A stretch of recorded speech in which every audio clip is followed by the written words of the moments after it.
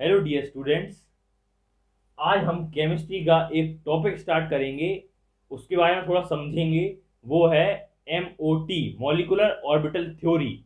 तो सबसे पहले टर्म आता है ऑर्बिटल। ऑर्बिटल क्या होता है? ऑर्बिटल एक ऐसा रीजन है जहाँ पे इलेक्ट्रॉन के फाइंडिंग की प्रोबेबिलिटी सबसे ज्यादा होगी, उसको आप ऑर्बिटल कहेंगे। तो अब जैसे ये है एक हाइड्रोजन, एक ये हाइड्रोजन, ये मिलके बनाएगा H2। इसका कन्फिग्रेशन 1s1, इसका 1s1। तो इसका एटॉमिक ऑर्बिटल प्लस इसका एटॉमिक ऑर्बिटल मिलके एक ऑर्बिटल बनाएगा ओवरलैप करके। ये आपका होता है VBT के अकॉर्डिंग,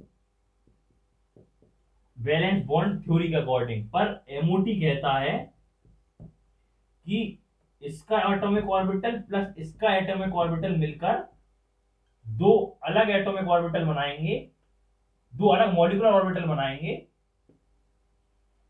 ये होगा आपका बॉन्डिंग वाला, ये होगा एंटी बॉन्डिंग वाला। अब बनाएगा भी आपका वही, जैसे ऑक्सीजन प्लस ऑक्सीजन है, इसको आपस में एक दूसरे की जरूरत है तो ये बनाएंगे मॉलिक्यूल। पर अगर आप कहें कि ये हीलियम है प्लस एक और हीलियम ले लें, क्या ये बनाएंगे? तो ये बिल्कुल नहीं बनाएंगे। उन्हें आपस में एक दूसरे की जरूरत है ही नहीं, तो वो नहीं बनाएंगे।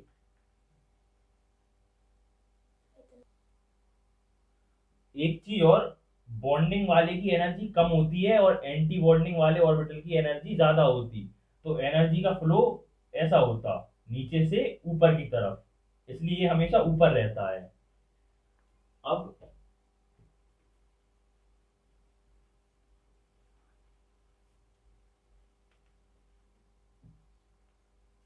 एक टर्म आता है MOD, मॉलिक्यूलर ऑर्बिटल डायग्राम, जिसको आप एनर्जी लेवल डायग्राम भी कह सकते हैं। इसमें आपके दो केसेस होते हैं। एक तो जिसमें प्रोटॉन लेस देन और इक्वल टू 14 है और प्रोटॉन ग्रेटर देन 14 है। जैसे आपका ऑक्सीजन, ऑक्सीजन में एक में 8 होते, दो में 16, तो इसमें आपके 14 से ज्यादा हैं। तो इसका अलग डायग्राम बनेगा, इसका अलग बनेगा। पहले इसका देखते हैं।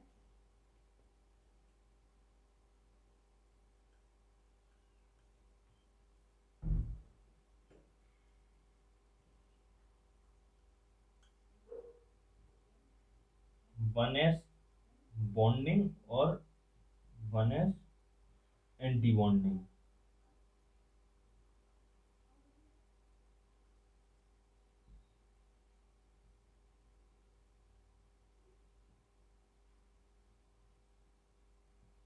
2s bonding, 2s anti bonding. अब इस केस में ये था आपका 1s ऑर्बिटल, ये था 2s ऑर्बिटल। अब 2p आएगा, 2p में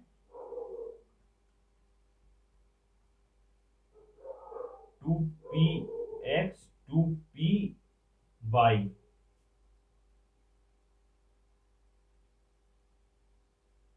और 2pz।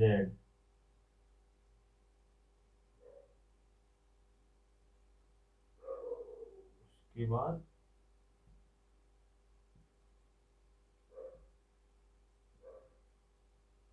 ये 2px anti bonding, 2py anti bonding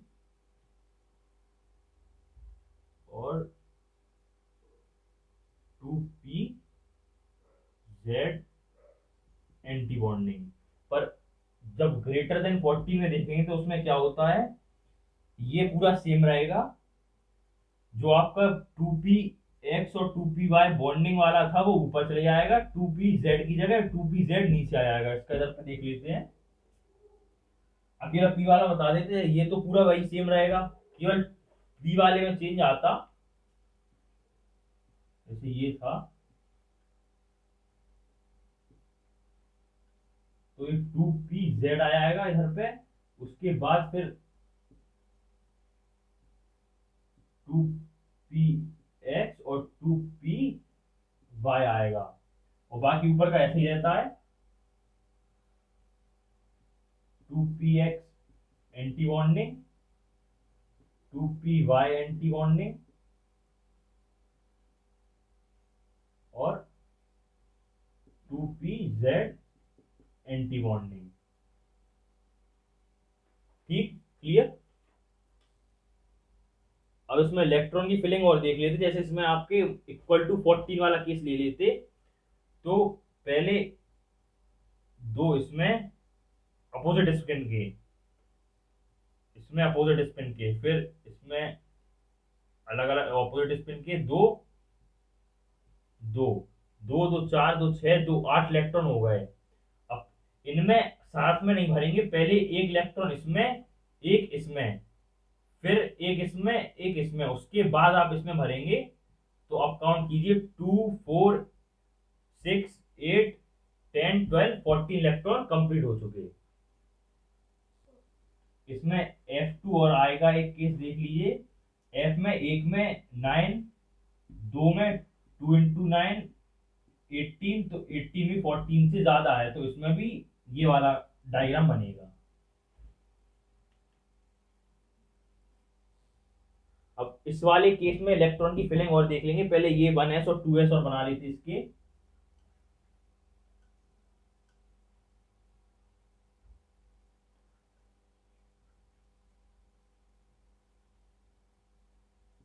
one S bonding, 1s anti bonding,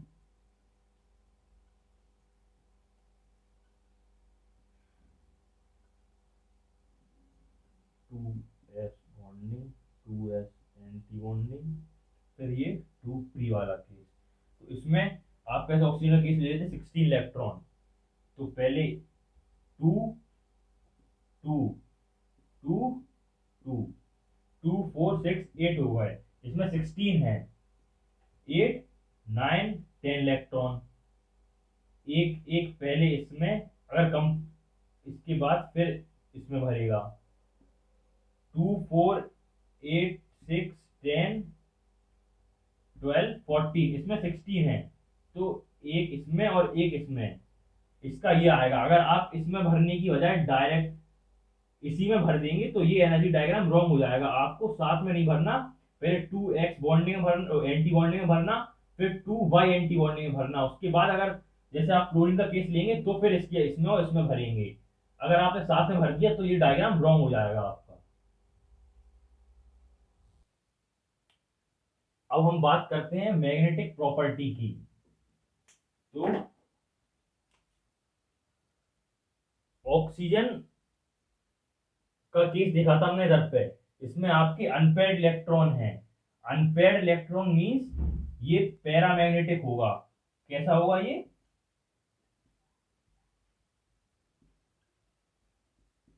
paramagnetic. Paramagnetic का मतलब अगर आप इसको मैग्नेट के पास लाएंगे या मैग्नेटिक फील्ड में रखेंगे तो ये उसके थोड़ा बहुत अट्रैक्ट होगा। क्या अट्रैक्ट होगा, रिपेल नहीं करेगा। ये अट्रैक्ट होता है क्योंकि इसमें अनपेयर्ड इलेक्ट्रॉन प्रेजेंट हैं। अब अगर आप इसकी बात करेंगे तो इसमें पेयर्ड इलेक्ट्रॉन है, सारे सारे के सारे पेयर्ड है, तो ये आपका होगा डायामैग्नेटिक का केस। डायामैग्नेटिक को अगर आप मैग्नेटिक फील्ड में रखेंगे तो वो मैग्नेटिक फील्ड को रिपेल करता है। ये तो हो गया आपका मैग्नेटिक प्रॉपर्टी। अगर उसमें अनपेयर्ड इलेक्ट्रॉन प्रेजेंट है तो वो होगा पैरा, और अगर सारे पेयर्ड हैं तो होगा डायमैग्नेटिक। अब और अगर वीबीटी के हिसाब से देखें आप, वैलेंस बॉन्ड थ्योरी के हिसाब से, तो उसमें उसने O2 के बारे में कहा है कि वो डायामैग्नेटिक है। क्या है? डायामैग्नेटिक। पर यहाँ पर हमको पता चला उसके एनर्जी डायग्राम से और बाकी भी एक्सपेरिमेंट से पता चलता है कि O2 पैरामैग्नेटिक है। ऐसे ही कई कारण थे जिसकी वजह से वीबीटी को अमान्य किया गया था, उसके लिए मॉलिक्यूलर ऑर्बिटल थ्योरी आई थी उसके बाद। तो अब हम बात करते हैं बॉन्ड ऑर्डर की।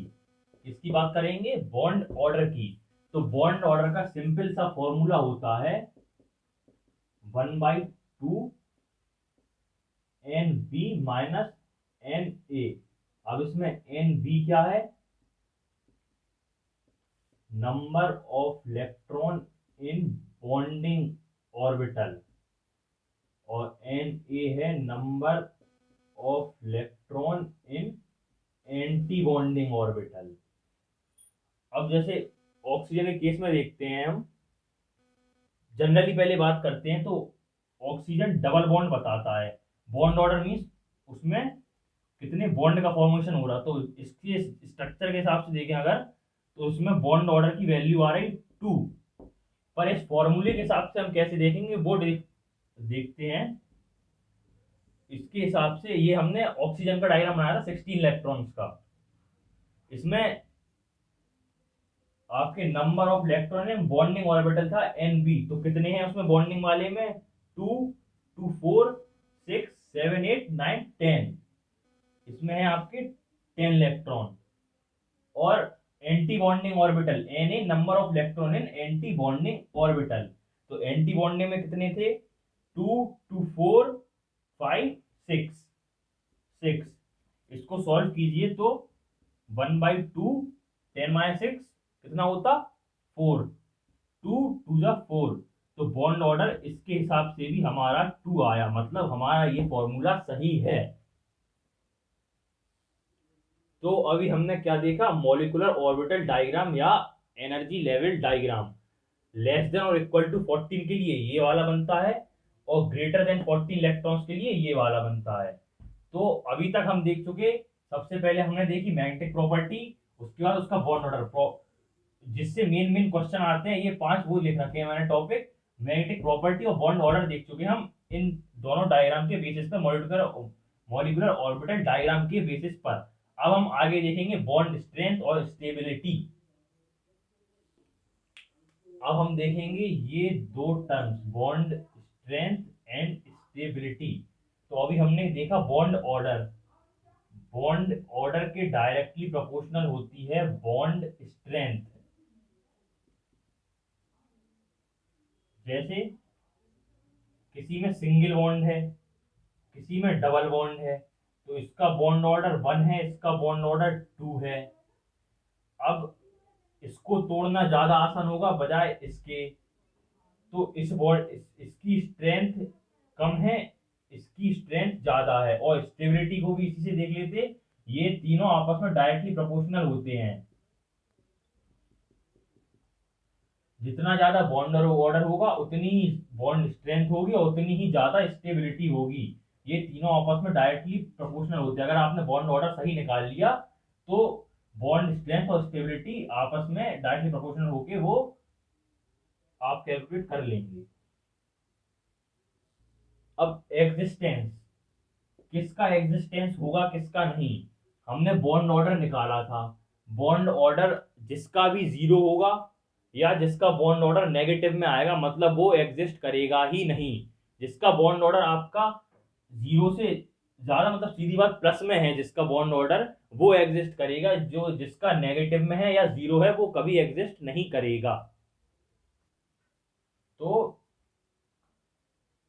जिसका बॉन्ड ऑर्डर या तो नेगेटिव में होगा या 0 होगा वो एग्जिस्ट नहीं करेगा, और जिसका बॉन्ड ऑर्डर पॉजिटिव में आएगा वो एग्जिस्टेंस में होगा, वो एग्जिस्ट करेगा।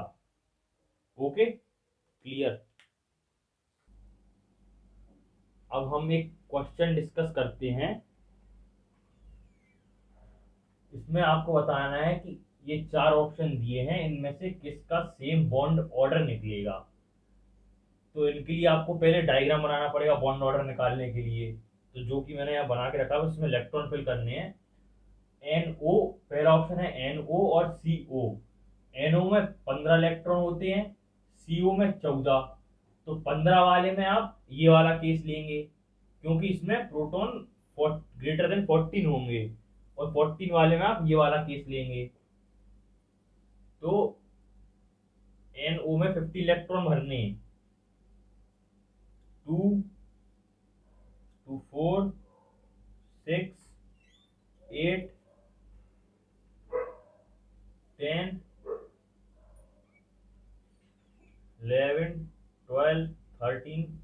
14 एंड 15। तो इसका बॉन्ड ऑर्डर निकलेगा 1/2। बॉन्डिंग वाले में कितने हैं? 2 4 6 8 9, 2 4 6 8 10। 10 माइनस एंटी बॉन्डिंग में 2 4 5, तो 5/2 2.5। अब 14 वाले में आपका बॉन्ड ऑर्डर निकालना आपको, तो 14 के लिए ये वाला केस लेंगे। पहले 14 इलेक्ट्रॉन भर लेते। 2 4 6 8 10 11 12, इसमें सही हो रहे थे। 2 4 6 8 10 12 14 15, ठीक। अब इस वाले 14 में 2 2 4 2 6 2 8 10 12 और ये 13 14।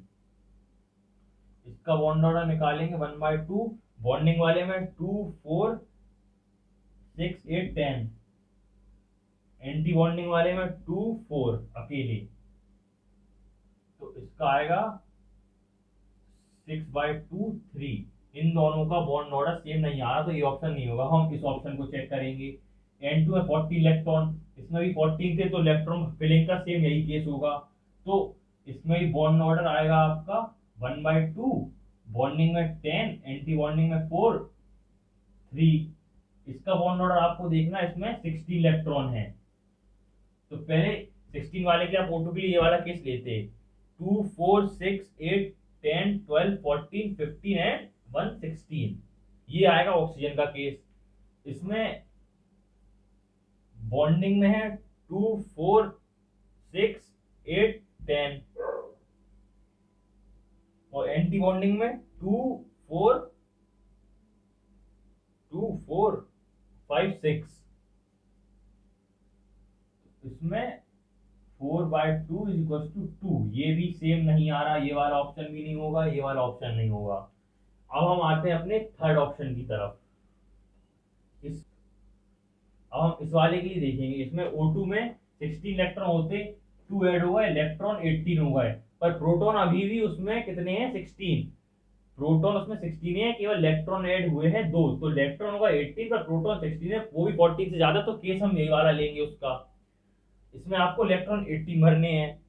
2 4 6 8 10 12 14 15 16 एंड 17 18, ठीक। 18 वाले की आप बॉन्ड ऑर्डर देखेंगे तो 1/2। बॉन्डिंग में कितने हैं? 2 4 6 8 10। एंटी बॉन्डिंग में 2 4 6 8। तो इसका आ रहा आपका बॉन्ड ऑर्डर 1। और B2 के लिए केस में देखेंगे। B2 के केस में बॉन्ड ऑर्डर तो 10 इलेक्ट्रॉन भरने, तो इस वाले केस में भरेंगे 2 4 6 8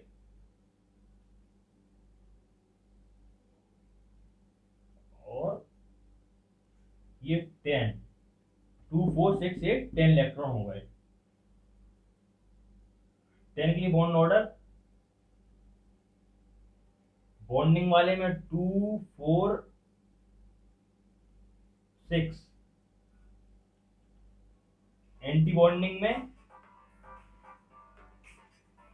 2 2 4।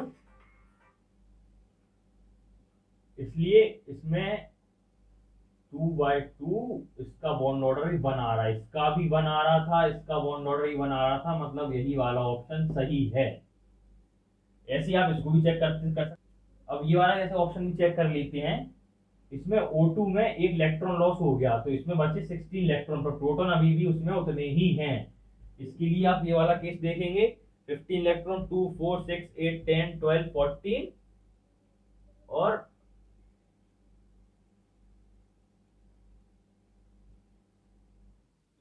ये 15। 2 4 6 8 10 12 14 15। इसके लिए आप बॉन्ड ऑर्डर निकाल लीजिए। बॉन्डिंग में 2 4 6 8 10 माइनस एंटी बॉन्डिंग में 2 4 1 5, इसका भी आएगा आपका 2.5। और NO प्लस के केस में देखेंगे तो ये देखेंगे इसमें से एक इलेक्ट्रॉन लॉस हुआ है, इसमें इलेक्ट्रॉन बचे 14, पर प्रोटॉन अभी भी ऑक्सीजन में उतने ही हैं, तो इसमें प्रोटॉन है 15। तो इसका आप केस देखेंगे यही वाला, क्योंकि इसमें प्रोटॉन 14 से ज्यादा है 15, पर इलेक्ट्रॉन एक लॉस होगा तो इलेक्ट्रॉन 14 बचे। तो भरते हैं 2 4 6 8 10 12 14, इसको हटा देते हैं। बॉन्ड ऑर्डर इसका निकाल लेते हैं 1/2। बॉन्डिंग में 2 4 6 8 10 और एंटी बॉन्डिंग में 2 4, बस 6/2, इसका आ रहा 3। तो ये भी नहीं है, हम चेक कर चुके, ये वाला ऑप्शन करेक्ट है। ऐसे ही आप कोई भी क्वेश्चन आए इस टाइप का सेम बॉन्ड ऑर्डर निकालने वाला, तो आप डायग्राम बना के सॉल्व कर सकते हैं। अभी हमारे पास दूसरा क्वेश्चन है, बॉन्ड ऑर्डर 1.5 किस में होगा, इन चार ऑप्शन में से ये बताना है। तो ऑक्सीजन में प्रोटॉन 16 ही है, बस इलेक्ट्रॉन की वैल्यू चेंज हो रही है। जैसे इसमें इलेक्ट्रॉन 18 हो गए, इसमें 16 ही है, इसमें इलेक्ट्रॉन 15 हो गए आपके, और इसमें 17 हो गए इलेक्ट्रॉन, सिर्फ इलेक्ट्रॉन चेंज हो रहे हैं। तो आपको अब निकालना है बॉन्ड ऑर्डर किसमें 1.5 आएगा। तो पहले इसके केस देखते हैं, 18 इलेक्ट्रॉन भरते हैं इसमें, 2 4 6 8 10 12 14 18, 2 4 6 8 10 12 14 16 18।